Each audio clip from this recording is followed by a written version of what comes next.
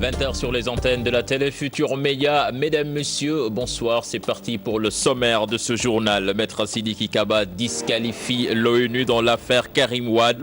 Le garde des Sceaux soutient que la décision prise par la Cour suprême sera adoptée. L'Afrique plombée par les détournements, une somme qui s'élève à 60 milliards de dollars par an. C'est une révélation du PNUD. Dakar annonce son centre de formation pour renforcer le système judiciaire. La grève du Sud-Sas moyennement suivi à Dakar, à Albert Royer, c'est le service minimum qui est assuré à Basse-Ndao. Le personnel sanitaire s'est acquitté de sa mission.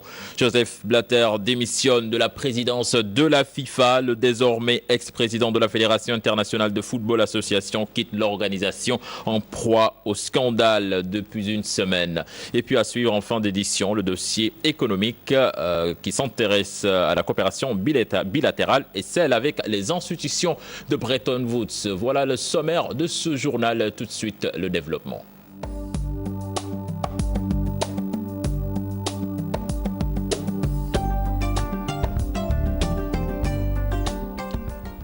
Ibrahima Kane, bonsoir.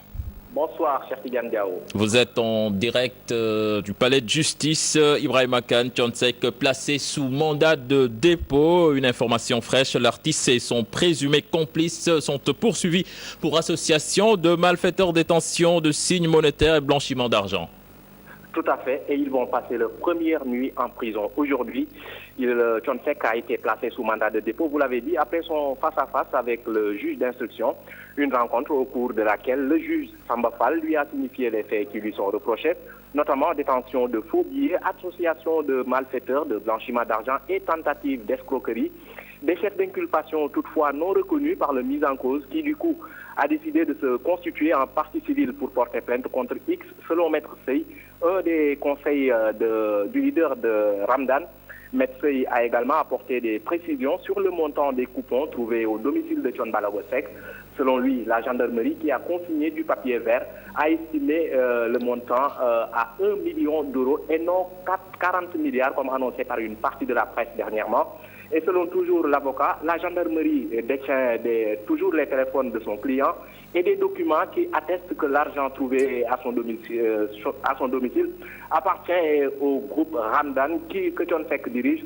L'avocat parle alors d'une procédure illégale et il compte avec ses collègues attaquer cette procédure pour obtenir sa nullité. Pour rappel, Thione Ballago Seck donc est placé sous mandat de dépôt et il va être entendu sur le fond même du dossier et cela incessamment, cher Tidiane Diao. Ibrahima Kane, merci. Nous y reviendrons plus en détail dans nos prochaines éditions. Les précisions de Maître Sidiki Kaba sur l'affaire Karim Wade après la sortie de l'ONU. Le garde des Sceaux, ministre de la Justice, soutient que la décision prise par la Cour suprême sera adoptée. Il se prononçait à l'occasion de la conférence ministérielle sur le renforcement de l'état de droit et la lutte contre la corruption en Afrique. Je vous propose de l'écouter. Il est interrogé par Maïmouna Ndiaye. L'ONU ne juge pas. Le Sénégal est un État souverain. Ce sont les institutions judiciaires du Sénégal qui prennent les décisions. Les tribunaux, les cours d'appel, la Cour suprême, le Conseil constitutionnel. Une décision a été prise par la CREI le 23 mars. Cette décision a fait l'objet d'un pourvoi en cassation. C'est la décision qui sera prise par le juge de cassation et qui sera la décision définitive, celle qui va s'imposer au Sénégal, parce que la justice est rendue au nom du peuple sénégalais, qui sera la décision qui est prise donc par l'État du Sénégal. Le Sénégal a jugé, et le Sénégal est un État souverain qui a la souveraineté judiciaire. C'est un principe régalien qui appartient à tous les États. Macky Sall réaffirme sa volonté d'instaurer et de continuer dans la gouvernance vertueuse. Le chef de l'État soutient que l'audit des structures de l'État se fera d'une manière permanente. Je propose d'écouter toujours au micro de Maïmouna Ndiaye. Je voudrais réaffirmer solennellement ici ma volonté plus que ferme de poursuivre ce combat sans relâchement de la corruption ici au Sénégal.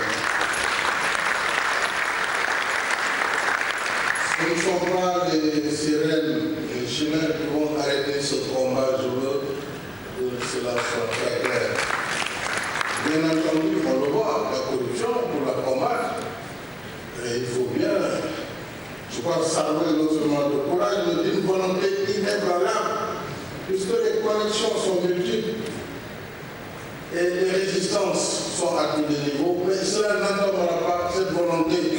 Et la politique que j'inspire à mon gouvernement, c'est de poursuivre cette politique de rigueur, cette politique de transparence et de bonne gouvernance et cette politique d'efficience dans les dépenses publiques pour le plus grand bien des populations. Régulièrement et systématiquement, que toutes nos structures puissent être auditées et de façon permanente. Je vous disais en sommaire, 2600 milliards de dollars détournés chaque année, soit plus de 3% du PIB mondial. Pour l'Afrique, on dénombre 60 milliards de dollars par an. La révélation est faite ce matin par le directeur du bureau Afrique du PNUD, Abdoulaye Mardié. Paradis fiscaux, fraude, corruption, une entrave à l'économie. Le Sénégal, le Qatar, les Nations Unies s'engagent à renforcer l'état de droit. D'ailleurs, un centre de formation est annoncé à Dakar pour revoir le système judiciaire. Compte rendu de l'ouverture de la conférence ministérielle sur le renforcement de l'état de droit avec Maïmouna Ndiaye. Les chiffres sont alarmants. En Afrique, la corruption et les autres transactions illicites sont estimées à 60 milliards de dollars par an, 2600 milliards de dollars dans le monde. Une tragédie pour le programme des Nations Unies pour le développement, une problématique d'actualité pour l'État du Sénégal. Au fond, ce qui fait la différence entre les États, entre les sociétés et les institutions, ce sont les dispositions effectivement mises en œuvre. Si on avait investi ces 60 milliards de dollars, qui sont en réalité une sous-estimation, on aurait pu doubler la croissance actuelle de l'Afrique. Un phénomène destructeur, une entrave à la politique publique. Le renforcement des capacités est indispensable.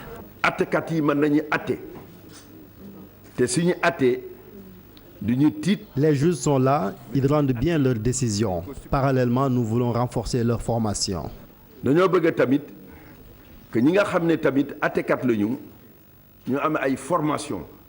Un centre pour le renforcement du système judiciaire sénégalais en vue, le Qatar et les Nations Unies vont appuyer son installation. Le Sénégal, sur ce plan, va, avec l'appui de nos partenaires des Nations Unies, nos partenaires du Qatar, et avec nos amis et nos frères africains, poursuivre ce combat pour que l'Afrique gagne son combat pour le développement. Des initiatives concrètes sont attendues au sortir de cette conférence ministérielle. Des programmes, des initiatives pratiques pour corriger ce fléau. Le PNUD. Je vous le disais, en titre, la grève du SUTSAS, donc moyennement suivi à Dakar, à l'hôpital Albert Royer.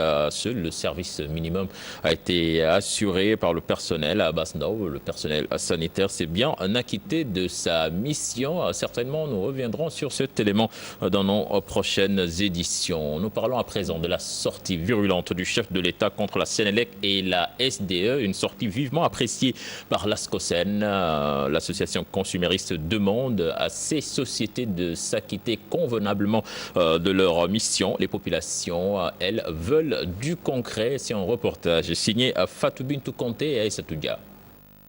Les incidents notés ce week-end passé sur la pénurie d'eau et les coupures d'électricité n'a pas laissé indifférent le chef de l'État Macky Sall. Une réaction tout à fait logique et rassurante pour Momandao de l'ASCOSEN. C'est très rare que le chef de l'État se prononce sur ce type de questions, notamment sur l'électricité, dans le sens de dire écoutez, vraiment les gens sont fatigués, il faut que le courant revienne. Je crois que c'est la première fois qu'ils le disent. Bon, maintenant, on va suivre. Parce qu'aujourd'hui, l'instruction a été donnée au gouvernement de prendre toutes les mesures pour que le courant revienne et qu'on ne se base plus sur des explications. Macky Sall a-t-il trop tard réagi face à cette situation? Pour le président de l'ASCOSEN, l'essentiel est que les directives du chef de l'État soient respectées à la lettre. Je pense qu'il n'est jamais trop tard pour bien faire. Ce que les Sénégalais attendent du chef de l'État, c'est qu'il règle les problèmes. Donc s'il voit qu'il y a des anomalies et qu'il se prononce là-dessus, nous sommes preneurs. Maintenant, il faudrait que ça soit suivi des faits, que Sénélec prenne en considération l'ensemble donc des préoccupations des Sénégalais qui ont été en tout cas synthétisées par les paroles du chef de l'État.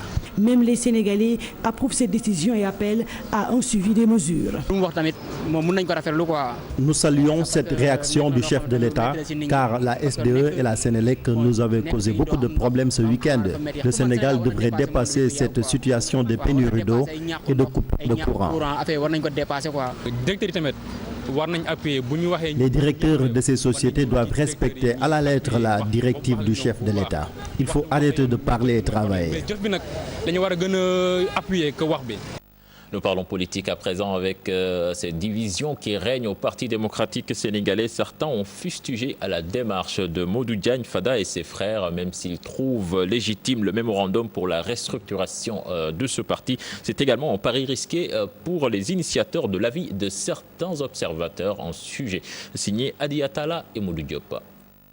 Contrairement aux militants du Parti démocratique sénégalais qui ont rendu le tablier ou gelé leurs activités au sein de la formation libérale, Modou Diagne Fada et certains de ses frères de parti ont préféré revendiquer la place qui leur est dévolue. Une revendication légitime de l'avis de certains observateurs. Si on accepte Karim candidat, on accepte Wade secrétaire général, mais le parti, les instances dirigeantes, les instances délibératives devraient normalement être redistribuées. C'est à ce niveau qu'il est en train de poser un jalon extrêmement important. C'est de dire que vous avez la candidature, vous avez la direction du parti. Moi, je veux garder l'appareil politique du PDS. C'est une machine de guerre. Doudou Wade, lui, pense que la démarche est maladroite. La démarche, je ne pense pas que la démarche soit la bonne démarche. La restitution du parti intéresse qui? Intéresse-t-elle le parti, les militants du parti ou l'opinion publique? Si la restitution du parti intéresse le parti, les premiers destinataires devaient être le parti. D'abord le secrétaire général, mais ça fait 3 mois on ne parle que de ça.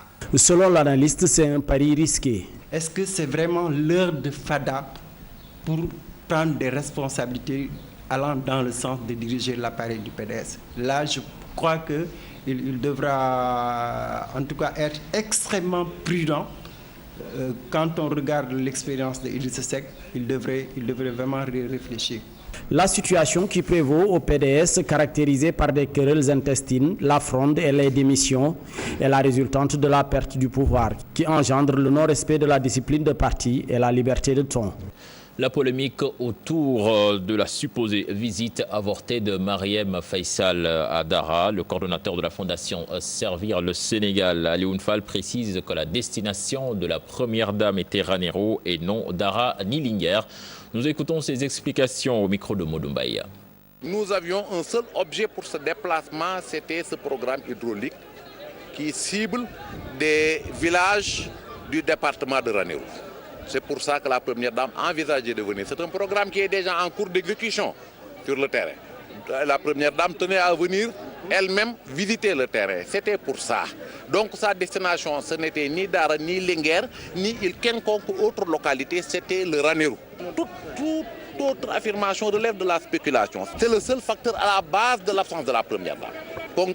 Coïncidence d'agenda entre moi, le dernier programme que j'ai retenu du 1er au 3 et l'agenda du président. Voilà pourquoi la première dame n'est pas venue. Ce n'est rien d'autre de tout ça. Deux partis politiques, même sigle, même couleur, il n'est pas rare de le voir dans le paysage politique sénégalais. Babacar Fall, expert électoral, révèle pourtant que le code électoral a prévu des dispositions. Il a rencontré nos reporters Fatou Bintou Conté et Modou Diop. Des sigles qui se ressemblent, parfois la même couleur, qui prêtent à confusion. Les partis politiques au Sénégal sont confrontés à ce dilemme. Pourtant, le code électoral est clair là-dessus. Au niveau de la création des partis politiques, c'est les mêmes dispositions qui sont appliquées. Si vous créez votre parti, supposons en l'an 2000, et que 3 ans ou 4 ans après, quelqu'un d'autre crée un parti et utilise donc un sigle qui est identique à votre sigle, vous pouvez effectivement l'attaquer pour qu'il puisse changer de sigle. Maintenant, c'est une question qui fait débat en ce moment. On en parle. Mais dans tous les cas, c'est la règle de l'antériorité qui doit prévaloir. Pour que le parti qui est le premier sur une couleur, sur un sigle ou sur une appellation puisse être vraiment prioritaire par rapport à ce sigle, cette couleur ou cette appellation.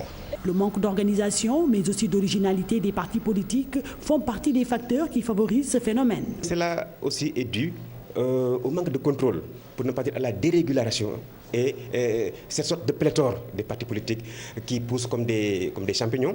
Parce qu'aujourd'hui, n'importe quel Sénégalais se lève pour rassembler quelques dizaines de personnes dans une salle et obtenir son récépissé de la part du ministre de l'Intérieur. Et pour y remédier, l'expert électoral Babacar Fall pense que les leaders des partis politiques doivent se rendre au ministère de l'Intérieur pour s'imprégner des dispositions prises pour les partis politiques. Il faudrait, au moment de la création des partis, permettre aux responsables, aux déclarants responsables qui créent son parti, d'aller au niveau de la DGAT, au niveau du ministère de l'Intérieur, pour consulter la liste des partis légalement constitués et voir s'ils ne risquent pas de faire une confusion sur les couleurs ou sur les signes.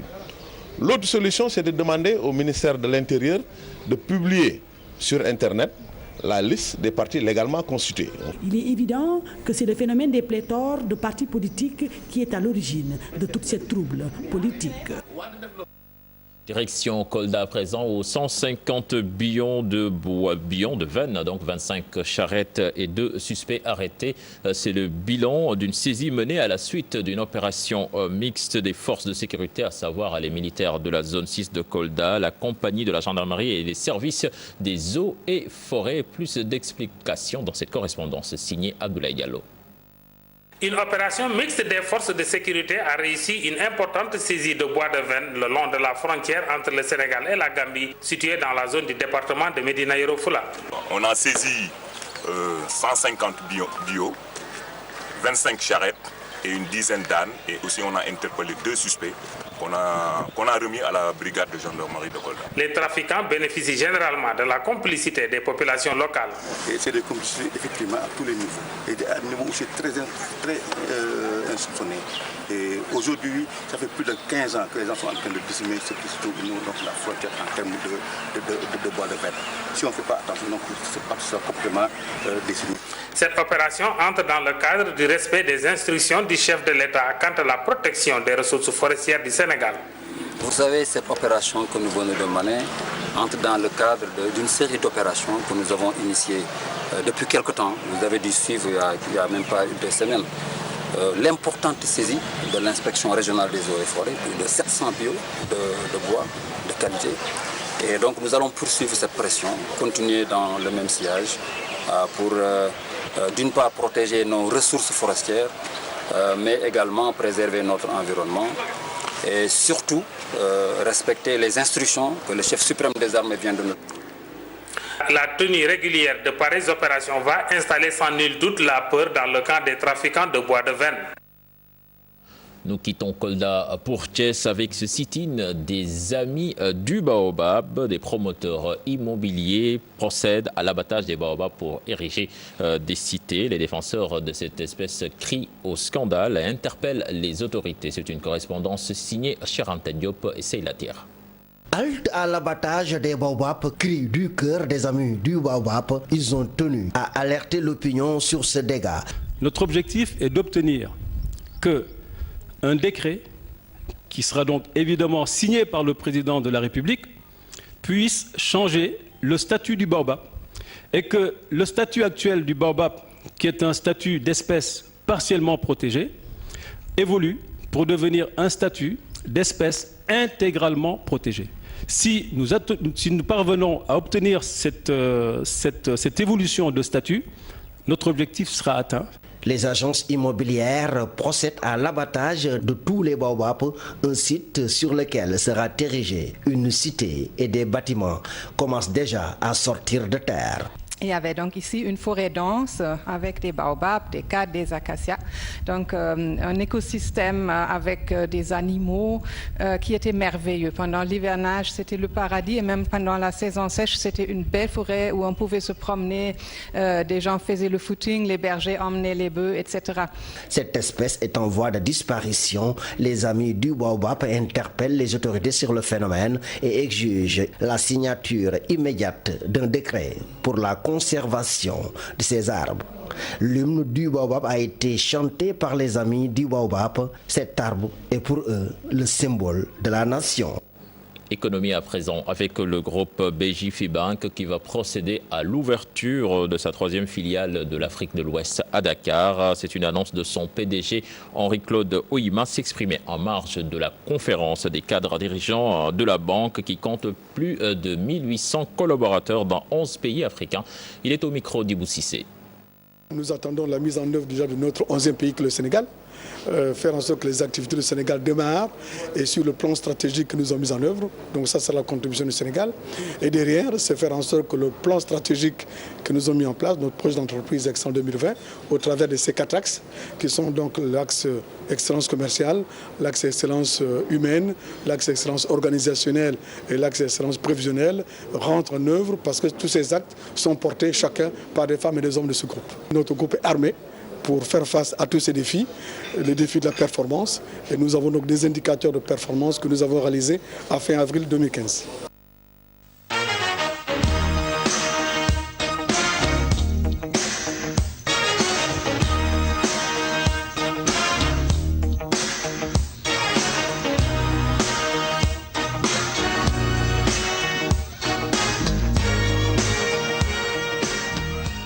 C'est l'information de l'après-midi. Sepp Blatter a jeté l'éponge. Il n'est plus le président de la FIFA, donc une institution en proie à des scandales depuis bientôt une semaine. Un scandale donc qui vient de lui coûter sa place de président de la FIFA. Rappel des faits dans cet élément signé Daniel Diouf.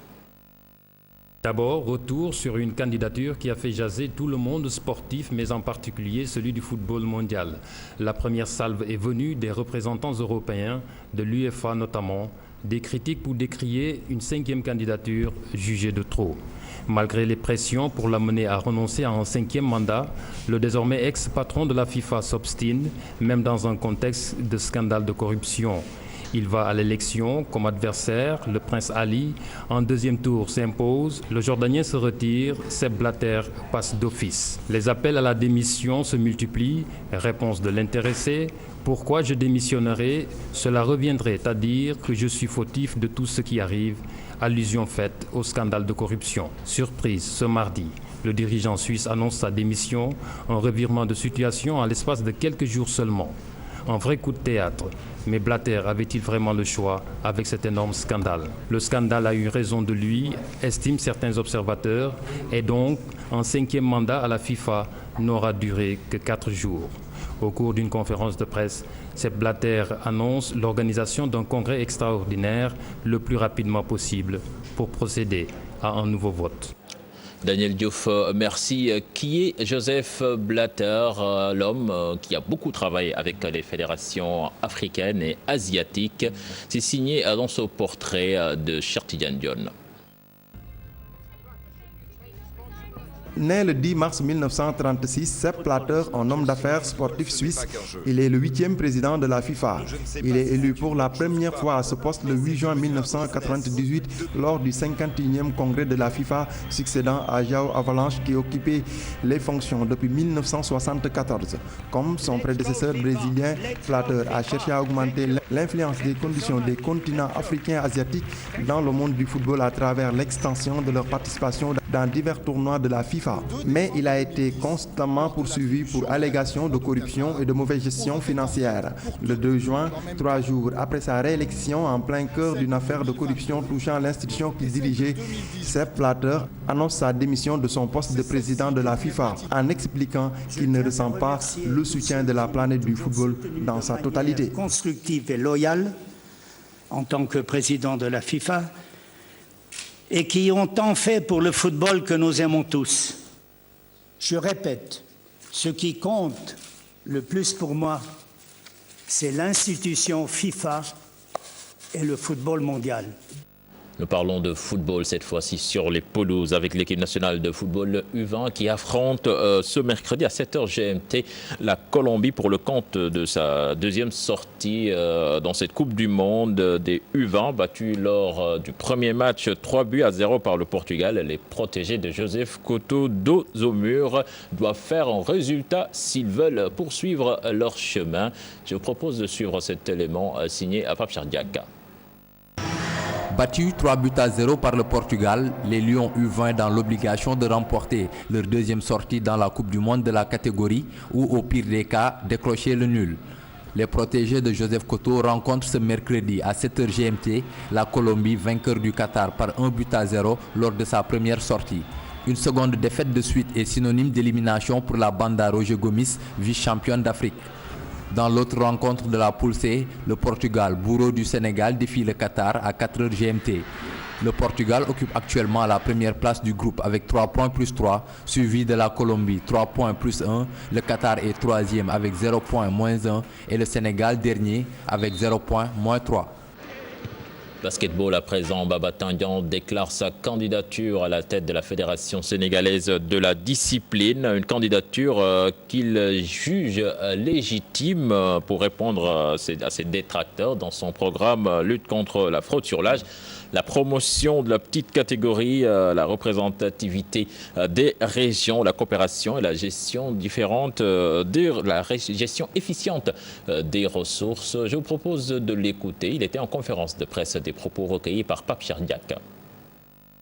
Oui, mes amis, je suis candidat au poste de président de la Fédération sénégalaise de basketball. C'est officiel, Baba Tandian dans la course à la présidence de la Fédération sénégalaise de basketball. L'ancien président de la défunte FSBB en a fait l'annonce lors d'une conférence de presse aux allures de meeting. Que si je suis élu à la tête de la Fédération sénégalaise de basketball, vous allez voir un bureau inédit, des gens qui ont des moyens, des gens qui ne poseront pas de problème et des gens qui seront capables aussi de dépenser autant d'argent que moi et qui n'était pas le cas lors de l'ancien bureau. Une candidature qu'il juge conforme au nouveau texte régissant la balle orange. Pour être candidat au poste de président, il suffit d'être mandaté. J'ai au moins 12 clubs qui sont prêts à me mandater, ou même plus. Donc le problème de ma candidature au niveau de la fédération de basket ne se pose pas du tout. Un programme ambitieux est proposé par celui qui se qualifie comme le basketteur au service du basket. Le bannissement de la fraude sur l'identité des joueurs et joueuses. La reconquête des tirs continentaux et la participation active aux matchs internationaux. Nous nous engageons également à intervenir efficacement dans les domaines suivants. La promotion de la petite catégorie au niveau national, l'installation des jeunes et l'organisation d'un championnat régulier de D2. Nous allons procéder purement et simplement à la suppression de la Nationale 3. Sur l'approche du marketing et sponsoring, le contact a été déjà établi avec certains membres et un certain nombre de sponsors qui nous avaient accompagnés du temps de la fédération.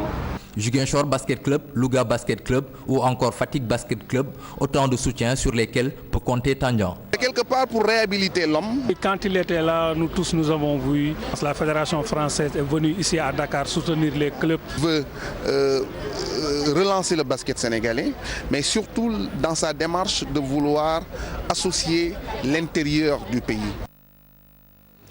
C'est la fin de la page des sports. À présent, le dossier économie du jour qui s'intéresse à la différence entre la coopération bilatérale et celle avec les institutions de Bretton Woods. Le Sénégal, après le régime d'Abdoulaye Wade, semble plutôt privilégier des structures comme la Banque mondiale ou le Fonds monétaire international. Quels peuvent être les avantages et les inconvénients? Éléments de réponse avec Ibrahima Kane.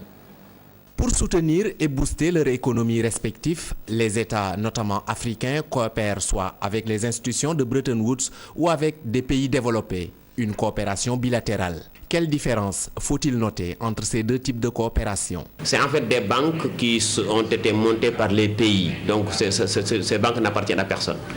Et comme une banque, elle fonctionne normalement comme une banque, demandant des garanties. Mais là, les garanties sont souvent d'ordre institutionnel et d'ordre administratif. C'est-à-dire que donc, en acceptant cette coopération, vous acceptez quand même les conditionnalités, on les appelle comme ça, posées par ces banques-là. De cette coopération multilatérale, il y a également la coopération bilatérale entre pays, deux pays amis qui coopèrent suivant des domaines spécifiques. Maintenant, il est apparu avec le développement de certains pays du Sud, notamment les pays émergents, ce qu'on appelle la coopération Sud-Sud. Donc entre pays en développement ou entre pays émergents et pays sous-développés. Entre ces deux genres de partenariats, lequel demeure plus avantageux pour nos économies? Faut-il privilégier la coopération multilatérale ou élargir le domaine de coopération? L'un dans l'autre, n'est-ce pas, ces deux formes de coopération ne s'excluent pas. Au contraire, cela pourrait être peut-être une certaine complémentarité, n'est-ce pas, qui permettrait aux pays de pouvoir diversifier leurs partenaires, de pouvoir également mettre à profit différentes formes, n'est-ce pas, de coopération dans le cadre de leur processus de développement économique et social. Ils ont presque échoué partout, depuis 30 ans, 25 ans, ils sont dans les pays africains et la pauvreté augmente. Par conséquent, je crois que si on peut contourner cette forme de coopération comme Maître Wade l'avait fait, c'est mieux. Aller vers les pays arabes, qui donnent sans compter et qui vous donnent sans conditionnalité. Sous le magistère du président Wade, le Sénégal avait beaucoup plus élargi son champ de coopération, notamment avec l'Inde, la Chine et les pays arabes. Tout le contraire du régime actuel, selon cet économiste. Au-delà de la Chine, de la Turquie, je n'ai pas encore vu de grands mouvements, en tout cas porteurs de progrès, porteurs en tout cas des mouvements porteurs d'une coopération assez dynamique. Et je crois que le président Macky Sall gagnerait en tout cas à fortifier un peu cette forme de coopération. La coopération, qu'elle soit multilatérale ou bilatérale, est un mécanisme pour les États en vue de développer leurs économies. Toutefois, chaque État doit préserver ses intérêts avant de signer des accords de coopération.